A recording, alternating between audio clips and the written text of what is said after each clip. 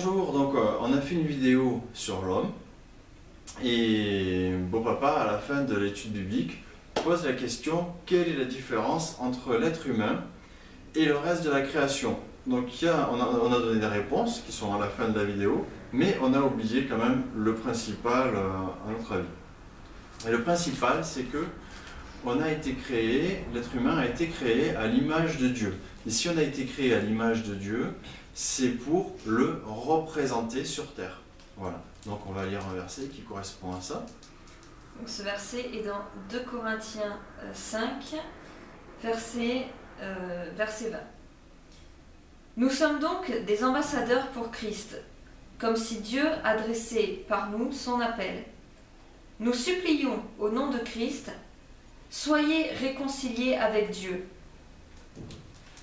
Et donc si on est ambassadeur de Christ, automatiquement, tout ce que nous faisons doit être pour sa gloire à lui. Et c'est ce qui est dit dans 1 Corinthiens chapitre 10, verset 31. Ainsi donc, que vous mangiez, que vous buviez, ou quoi que vous fassiez, faites tout pour la gloire de Dieu.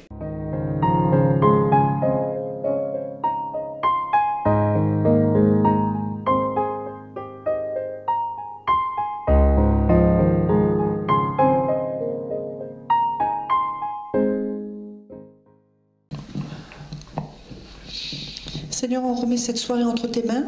Comme on l'a dit tout à l'heure, c'est toi qui diriges tout par ton onction. Moi, j'ai vraiment à cœur depuis la semaine dernière de prier pour ceux qui regardent et que chaque chose qui est dite dans ton enseignement, ça puisse être une porte ouverte pour ceux qui écoutent. Que ça soit une réponse à une question, que ce soit une solution à un problème, que ce soit des nuages qui sont au-dessus, qui s'envolent, et que ce soit vraiment un soleil qui brille dans leur cœur, dans leur vie, de tous les jours. Amen. Amen.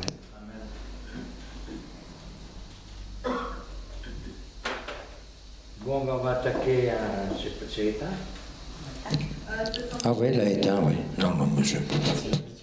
Oui. Donc je disais, on va attaquer le chapitre 3. On a vu l'Église, Dieu Elohim, et maintenant on va attaquer l'homme, c'est ce qu'on avait dit la semaine dernière. Alors dans le chapitre 3, 3 sous-chapitres. Et oui, puisqu'on en a déjà 3, on a A, B, C, c'est le chapitre. Ensuite, donc on a des sous-chapitres. Donc le premier, c'est la création. Nous verrons une autre fois la chute et la rédemption. Dès les premiers mots de la Bible, nous sommes mis en présence du Dieu créateur. Si nous, Français, nous appliquons au verbe créer l'œuvre d'un poète ou d'un artiste, en hébreu, bara est exclusivement employé pour décrire l'activité divine. On n'emploie pas pour un autre. C'est-à-dire l'acte par lequel l'Éternel fait surgir quelque chose du néant ou provoque dans ce qui existe déjà quelque chose que lui seul peut réaliser.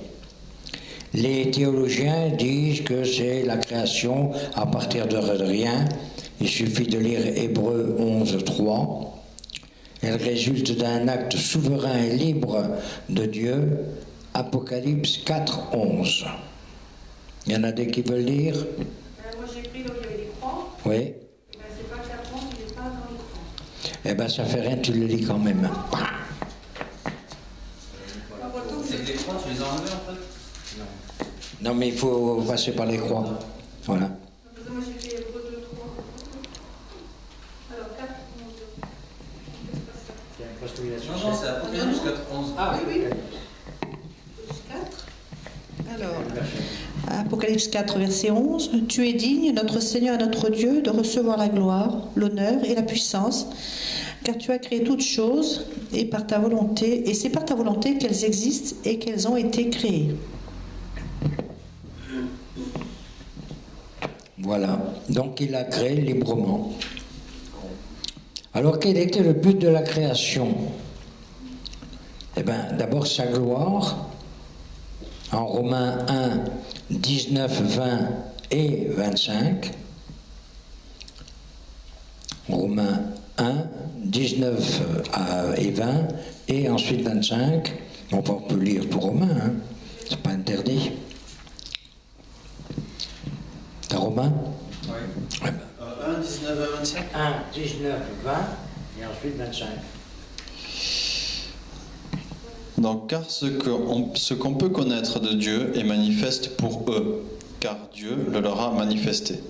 En effet, les perfections invisibles de Dieu, sa puissance éternelle et sa divinité se voient fort bien depuis la création du monde quand on les considère dans ses ouvrages. Et le verset 25, eux qui ont remplacé la vérité de Dieu par le mensonge et qui ont adoré et servi la créature au lieu du Créateur qui est béni éternellement. Amen.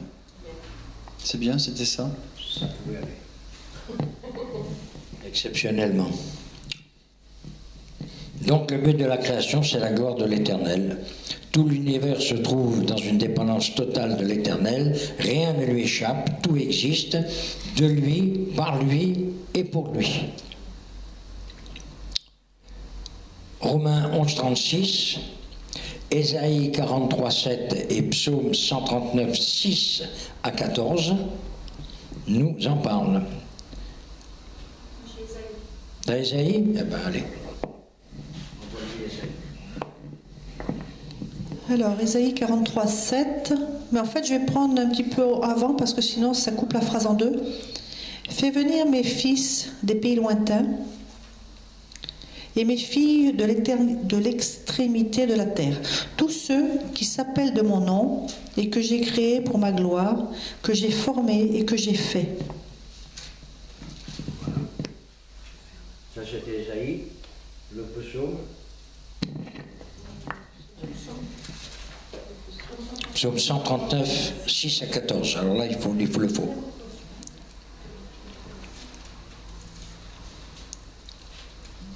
Allez, vas-y. 139. Entre le 138 et le 140. On va attendre Elisabeth. Est-ce que tu as commencé à chercher? Allez. Tiens. Aïe, aïe, aïe, aïe, aïe. Allez. 139. Une telle science est trop merveilleuse pour moi, trop élevée pour que je puisse la saisir. Où irai-je loin de ton esprit et où fuirai-je loin de ta face? Si je monte aux cieux, tu y es. Si je me couche au séjour des morts, t'y voilà. Si je prends les ailes de l'aurore et que j'aille demeurer au-delà de la mer, là aussi ta main me conduira et ta droite me saisira. Si je dis au moins les ténèbres me submergeront, la nuit devient une lumière autour de moi. Même les ténèbres ne sont pas ténébreuses pour toi, la nuit s'illumine comme le jour et les ténèbres comme la lumière. C'est toi qui as formé mes reins, qui m'as tenu caché dans le sein de ma mère. Je te célèbre car je suis une créature merveilleuse. Tes œuvres sont des merveilles et mon âme le reconnaît bien.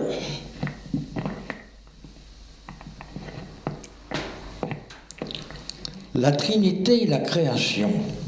Les trois personnes de la Trinité ont participé à cette œuvre de la création. L'Esprit a accompli la volonté du Père exprimée par le Fils. Ils sont inséparables dans cette activité commune. Genèse 1, de 1 à 3. Dieu créa.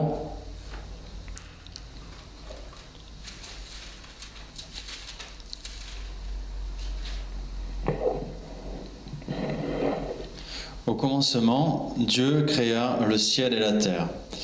La terre était informe et vide, il y avait des ténèbres à la surface de l'abîme, mais l'Esprit de Dieu planait au-dessus des eaux. Dieu dit que la lumière soit, et la lumière fut. Proverbe 8, 22, 30, vous le lirez à la maison. C'est ce qu'il dit. Proverbe. Il n'y a pas de problème chez nous.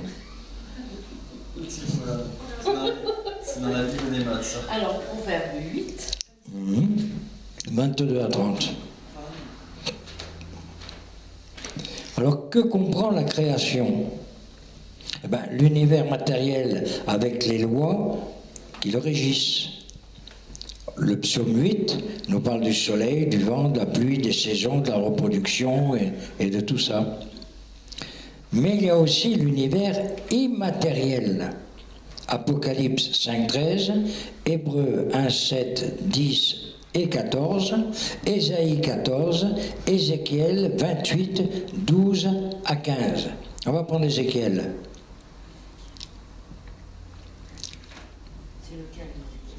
EZ.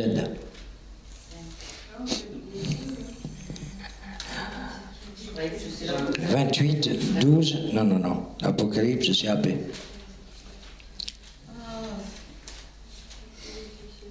Alors 28 de 12 à 15. Ézéchiel. 5,13. Pourquoi 5,13? 28. 5,13 c'est l'Apocalypse. On n'a pas les bons numéros. T'as pas les bons numéros. Ils n'écoutent pas, ils ne suivent pas.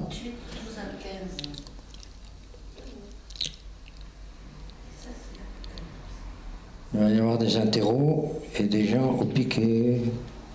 Tu l'as?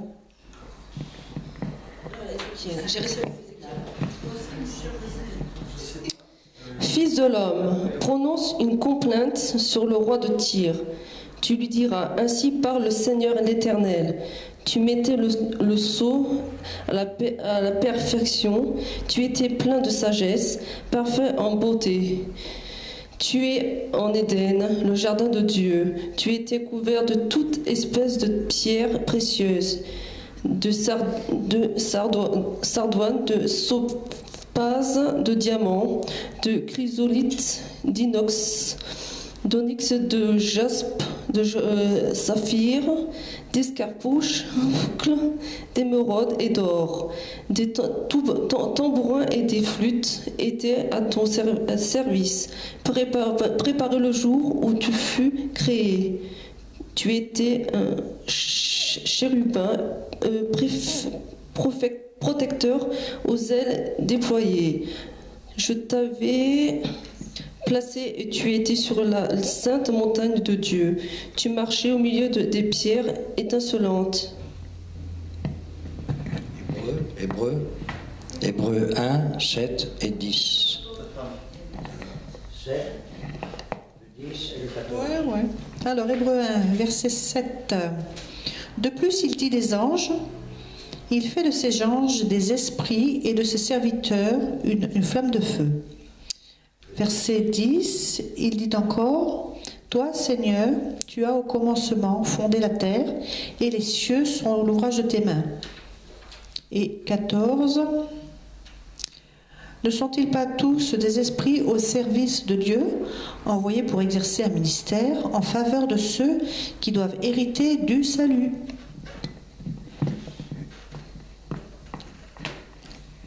Il y a ensuite la création animale et végétale. Il tient entre ses mains tout ce que vit Job.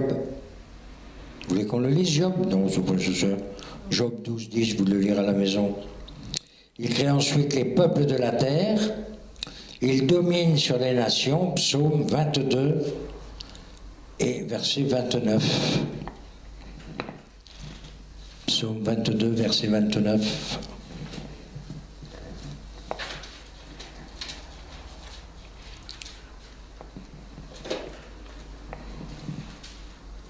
Je suis pas là. Tant pis. Eh ben, tiens, vas-y. Aussi, Anna l'a dit avant. Genèse. Alors, psaume 22, verset 29. Car à l'Éternel appartient le règne, il domine sur les nations. 5, 9, 5, 7.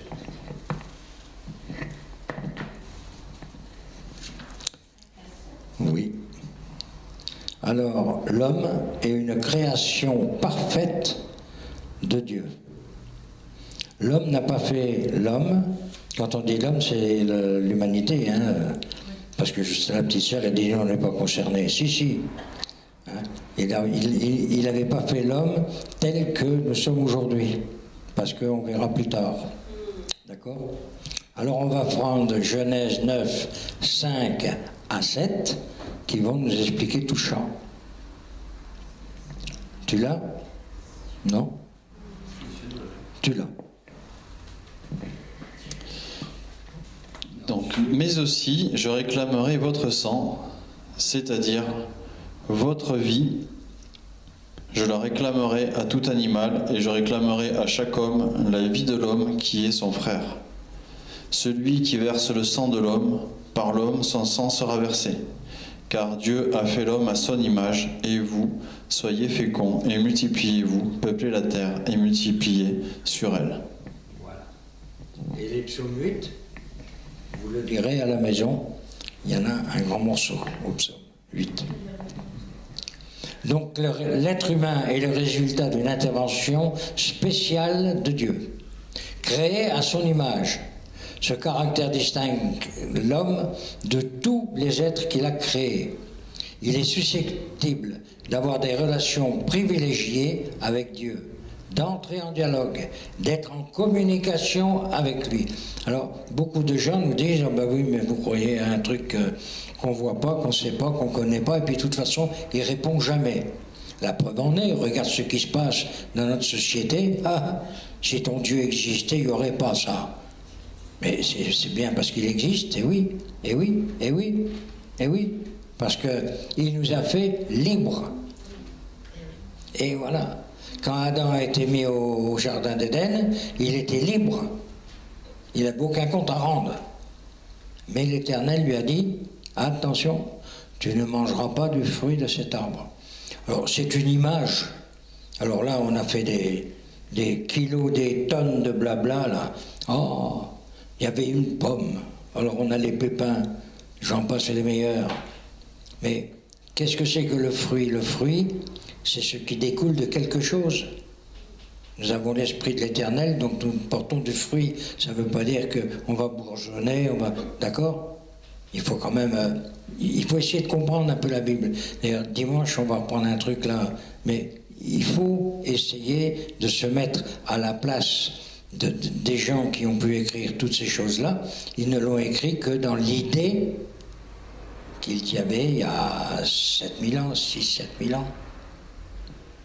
Vous ne pouvez pas dire l'Éternel est entré dans Jérusalem avec une Jeep équipée d'un canon de 105 sans recul. Ben non, il n'y avait pas de Jeep à l'époque. Donc il faut essayer, oui, non mais, il faut essayer de voir un peu comment ça a été écrit, par qui ça a été écrit et pourquoi ça a été écrit. Alors le fruit c'était quoi? Eh ben, le fruit c'était, si tu manges, si tu te mets en esprit de rébellion, en esprit de faute, tu en récolteras le fruit. C'est l'idée. Alors Adam a été un faux cul, faut reconnaître ce qui est. Hein. Comment? Oui, non, mais c'est une réalité. Pourquoi te caches-tu? Parce que je suis nu. Ah bon? Qui t'a appris que tu étais nu? Comme si l'Éternel n'était pas au courant. Ah, mais c'est pas moi, hein, c'est la femme que tu as mis avec moi. Mais quand Ève a fait ce geste, elle fait cette faute, il aurait très bien pu appeler l'Éternel, lui dire j'ai un blême, là, tac, viens, tac. Il arrivait, qu'est-ce qui se passe? Tout de suite, c'était fait, c'était réglé. Or, l'Éternel savait ces choses-là, mais il voulait que l'homme ait conscience de sa liberté. Donc, à partir de là, il va y avoir une coupure qu'on verra un peu plus tard. Mais dès lors, l'homme s'est toujours adressé à l'Éternel. Adam s'est adressé à l'Éternel. Job, dans l'histoire de Job, il s'est adressé à l'Éternel. Et nous, on s'adresse aussi à l'Éternel. Alors il y en a qui disent attention, ça se soigne. Moi je veux bien. Mais en attendant, oui, ça se soigne, mais ça sert à rien. T'as vu, j'ai pas dit. Bon, donc, on est en communion avec lui, mais alors pourquoi, quand on prie, hein, Seigneur, Gladys est malade, guéris-la. Ah, toc, toc, toc, comme c'est Gladys, je suis guéri. Non, elle n'est pas là. Ah, alors il n'est pas intervenu? Qu'est-ce que tu en sais? Attention à ça. Quand on dit aux gens de témoigner, on a tous un truc à raconter, un témoignage, où on se dit... Justement tout à l'heure, puisque Gladys, pour ceux qui y en a qui regardent la vidéo pour la première fois, ils ne savent pas, c'est ma femme, sa fille. Tout à l'heure, elle était malade, elle était au lit, je la vois, et j'entends dans ma tête, fais-lui un câlin, elle va fleurir. Tu vois? Et bien, je lui fais un câlin, et j'ai confiance en Dieu. J'ai pas dit, tiens, je vais lui imposer les mains, mais j'ai eu cette parole en moi. Je lui ai fait un câlin et maintenant j'attends que la parole de Dieu s'accomplisse. C'est tout. C'est pas plus compliqué que ça. Quand on s'adresse à son père, du moins pour ceux qui ont eu un père continuellement avec eux, on s'adresse à son père. Je lui dis, mais vous allez donner des pierres à votre enfant parce qu'il vous le demande? Non. Donc quand on s'adresse à notre Père céleste, on s'adresse de la même façon. D'accord? Et il arrive même parfois qu'on déborde un peu. Bien meilleur que ce qu'il y a. Alors bon. Donc nous voilà entrés en dialogue et être en communion avec lui. Autrement dit, il a été créé normalement et spirituellement responsable. Il est sorti très bon de la main du Créateur. Il est à chaque fois qu'il va créer quelque chose, ceci est bon, ceci est bon, ceci... Et quand il a créé l'autre, il est très bon. Ça a changé depuis, hein? Sans prédisposition au mal.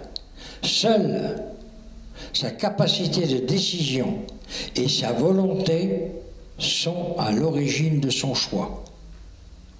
Quand on dit toujours, si on frappe, ouvrez, et si vous m'ouvrez, je déjeunerai avec vous, ça ne veut pas dire que quand Christ s'adresse à quelqu'un et dit, j'ai pas bouffé depuis 3 semaines, est-ce que tu pourrais, c'est pas ça? Hein?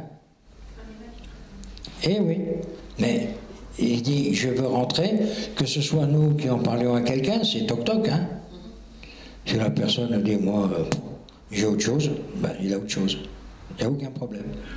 On n'a pas à convaincre, puisque nous en sommes bien incapables. Mais la personne à qui on en a parlé, un jour, peut-être tout de suite, peut-être dans quelques heures ou dans quelques mois, ou des fois même dans quelques années, va dire, mais attends, il y a un mec qui m'avait parlé de ce truc-là. Ben, tac, ça cogite. C'est le petit grain de moutarde. On a semé.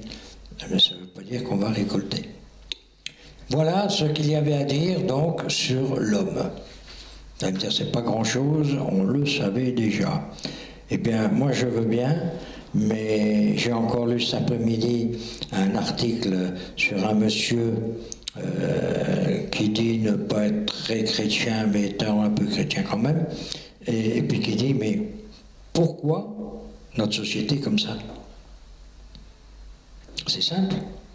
On a tout de suite appris aux enfants, à nous-mêmes, il faut que tu sois le premier. Si tu es le deuxième, c'est déjà pas trop grave, mais le troisième, c'est déjà...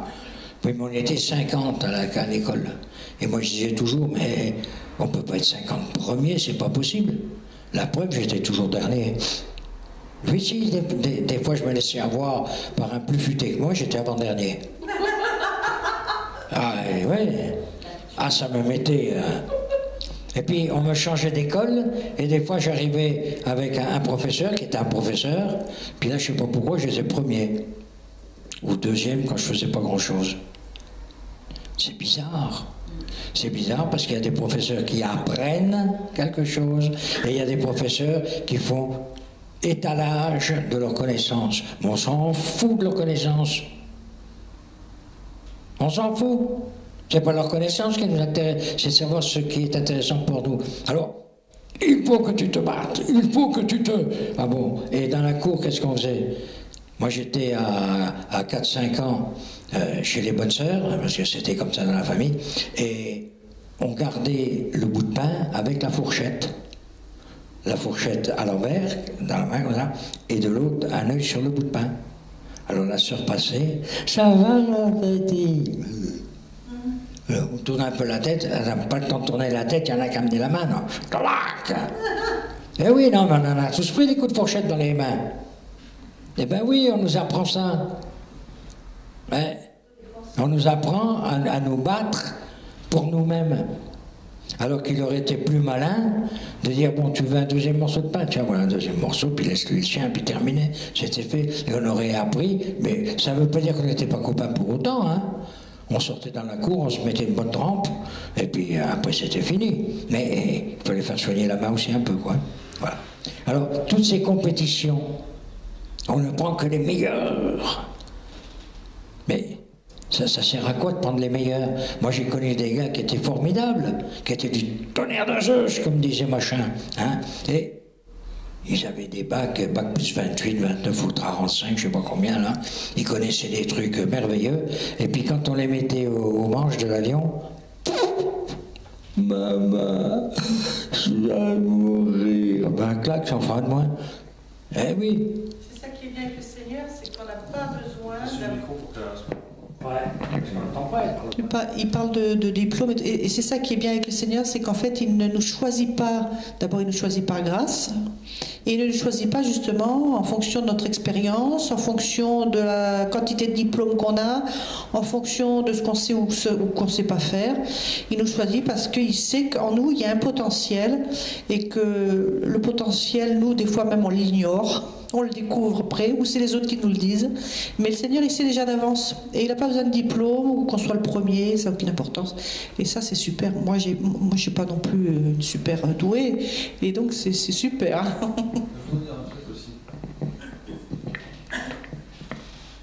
Je pense qu'aussi, on est dans la panade parce que l'homme n'écoute pas Dieu. Et parfois, on peut se dire, mais je suis timbré des fois. Moi, je sais que j'avais bâti beaucoup de choses, et puis à chaque fois, ça s'effondrait. Et une des dernières fois où ça s'est effondré, j'ai dit, ah bah Dieu, il n'existe pas. Moi, j'allais à l'église de temps en temps, voilà, pas souvent, une fois tous les 2 mois. Je dis, Dieu, il n'existe pas, j'arrête de le chercher. Et là, dans ma tête, j'entends, si j'existe, et je vais te le prouver. Alors j'avais pu dire n'importe quoi, qu'est-ce que j'entends là. Alors, du coup, j'ai dit, bon, on va voir. Je suis parti faire mes courses, et là j'ai trouvé une voiture avec un poisson. J'ai dit, vous êtes chrétien? Il m'a dit, oui. J'ai dit, où est-ce qu'il y a une église dans le coin? Il m'en a indiqué une, et j'y suis allé, et tous les jours. Et j'avais juste envie... Une fois que j'ai mis les pieds dedans, j'avais juste envie d'y être tous les jours, dans la présence de Dieu, avec les frères et sœurs, la communion fraternelle, étudier la Bible. Tous les jours, je faisais du sport. Et là, d'un coup, paf, le sport s'est arrêté, j'avais plus envie de faire du sport. Je dis pas qu'il faut pas en faire. Attention, j'en refais un petit peu de temps en temps, mais j'ai pas trop le temps. L'essentiel de ma vie, c'est juste l'envie d'être dans la présence de Dieu, d'étudier sa parole et d'être avec les frères et sœurs. Deuxième chose où j'entends la voix de Dieu encore, un jour j'étais chez moi, je regardais un film, le Narnia, le premier, à la fin il y a une grosse bataille. Bon, c'était 10h, 10h15. J'ai un caisson de basse, il était au sol. Je ne m'inquiétais pas parce que mes voisins du dessous, c'est des fêtards. Clairement, ils font du bruit à 4h du matin, ça ne les gêne pas, ça ne me gêne pas, voilà. Tout va bien. Mais ce que je ne me doutais pas, c'est que ma voisine de l'autre côté, en bas, mais de l'autre côté, elle allait entendre. Mais je n'aurais pas cru qu'elle allait entendre parce qu'il y a quand même la cage escalier, enfin il y a un étage en plus. Et à 10h30, alors que le film était fini, ça frappe, tac, c'était la police. Ah, je dis, ils arrivent, bon, on nous a appelés, on constate qu'il n'y a pas de bruit. Dans ma tête, je me dis, bon, bah, ouais, je sais très bien qui c'est qui les a appelés. Et le lendemain, je passe devant chez elle, et puis j'entends frappe et invite-la à boire un café. C'était genre 11h30. Je dis, qu'est-ce que c'est? Bon, des fois que ça vienne de toi, je frappe. Je frappe, elle sort, je lui propose de venir boire un café chez moi. Non, non, non, j'ai pas envie. Elle referme sa porte. Je dis, c'était n'importe quoi, ça venait pas de Dieu, ça venait pas de toi. À 1h, je finis de manger, toc, toc, toc, ça frappe à ma porte. tu m'as offert un café, je viens le boire. Et bien, à chaque fois qu'elle entendait le soir, qu'on jouait de la musique, parce qu'on se réunissait le vendredi soir, au lieu de se réunir ici, on se réunissait chez moi, le vendredi soir, on jouait de la musique, on jouait les louanges, on louait, on priait. Dès qu'elle entendait la musique, elle montait. Et elle aimait les choses. Quand elle entendait le nom de Jésus, elle rigolait, mais ça lui faisait bien plaisir d'être parmi nous. Voilà. Donc si on écoute la voix de Dieu, si on l'entend et qu'on se dit non, je suis pas fou, et on fait ce qu'il nous dit, ben on va découvrir qu'on peut créer des liens avec les autres. Voilà. Alors on va terminer sur une question. En quoi l'homme est-il une création différente des autres? Il y en a qui veulent répondre, ou là, derrière la caméra, il y en a qui répondront pour eux-mêmes. Alors, en quoi est-on différent des autres? Vous pouvez répéter la question? Il faut buzzer d'abord. En quoi... D'abord, il a été créé le dernier. Répète la question. En quoi l'homme est-il une création différente des autres? Passe à Annette, elle commence à répondre. Oui. Il a été créé le dernier. Bon, la femme est arrivée après, mais l'homme a été le dernier. A été créé. La race humaine. La race humaine, voilà, a été créée la dernière pour régner sur l'ensemble de la création. Oui. Et tout ce qu'il a créé, il a dit c'était bon. Et quand il a créé la race humaine, il a dit c'était très bon. Et on a quelque chose de plus que le reste de la création, c'est qu'on a la possibilité d'aimer, de réfléchir, de penser, de gérer, de diriger, des choses que les animaux ne peuvent pas faire en fait. Alors, oui. Aussi, on est différent parce qu'on a été créé à l'image de Dieu. Et en fait, Dieu est celui qui crée, et il est un roi céleste. Et c'est un père qui règne avec amour sur sa création. Il règne avec amour sur nous. Et nous, on a été créés à son image à lui. Et en fait, il nous a placés au centre de sa création pour en prendre soin. Et si on est à son image, donc on doit en prendre soin comme lui prend soin de nous, c'est-à-dire avec amour. Voilà. alors moi je vais encore vous raconter un truc. Vous en ferez ce que vous voudrez. L'homme descend du singe. Le singe descend de l'arbre. Ben oui, il ne peut pas descendre de l'arbre. La preuve, c'est que tous les grands scientifiques vous le diront, regarde, il a un tac. Conclusion, nous sommes des cousins. Et ta sœur. C'est normal que nous soyons des cousins. Nous sommes des primates. Nous sommes tous tirés de la terre. Voilà. Alors par définition, Mais il y a un grand mais. la viande c'est la viande. Hein. Si tu prends les singes, puisqu'il paraît qu'ils sont des cousins, il y a une race de singes qui est au summum de la création des singes. Et ouais, c'est le cynocéphale. C'est une cochonnerie pour pas dire un autre mot. Le cynocéphale. On va être trop loin dans la description de ce qu'il fait. Non. Il y a un chef, et ensuite il y a toute la tribu. On va traverser un sentier.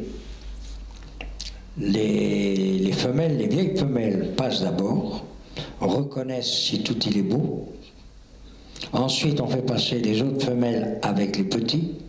On fait passer tout le reste de la tribu. Et on fait passer le chef en dernier, quand il est en pleine sécurité totale. C'est le seul singe qui cultive. C'est le seul singe, quand il se bataille, il prend le cynocéphale en Afrique, Djibouti, il y en a, et puis il y en a un peu plus bas aussi, mais à Djibouti aussi, il y en a. Et c'est l'un des rares bestiaux qui va s'armer pour combattre. Il prend un caillou, il prend une branche, il pense qu'il lui tombe sous la main, un bout de nanos ou n'importe quoi, et cogne que je cogne. Et tant que l'autre n'est pas mort, on cogne. Des fois, c'est les deux qui y passent. Mais voilà. Alors, si cette créature merveilleuse qui est le singe était notre cousin, pourquoi il ne parle pas depuis des milliers et des milliers d'années? Il n'y a pas de corde vocale. Il ne peut pas parler. D'accord?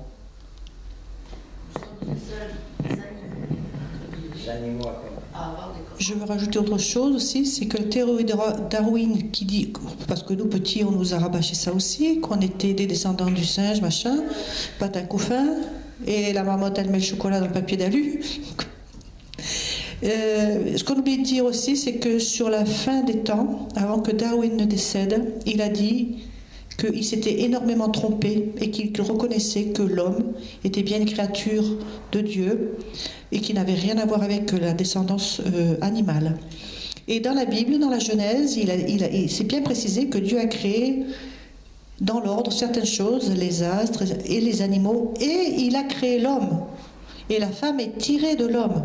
Mais il n'est pas dit que l'homme était tiré de l'animal, nulle part. L'homme est tiré de la terre. L'homme est tiré de la terre, bien sûr, tout. Voilà, mais on ne descend pas d'un animal. Et ça, c'est clair dans la Genèse quand on lit la création, quoi. C'est clair. Nous avons des qui sont nos cousins physiquement, matériels, au niveau de la chair, au niveau des gènes, parce qu'on est tous tirés du même matériel. Alors, si vous voulez aller encore un peu plus loin, eh bien, prenez la Genèse, toute la Genèse. Il y a des belles choses à apprendre. On dit comment homme en hébreu? Tu peux pas tout faire, toi. Et comment on dit la femme en hébreu? Il me cherche, là. Putain, tu le dis, on le sait maintenant. On va peut-être prier. Quelqu'un veut prier?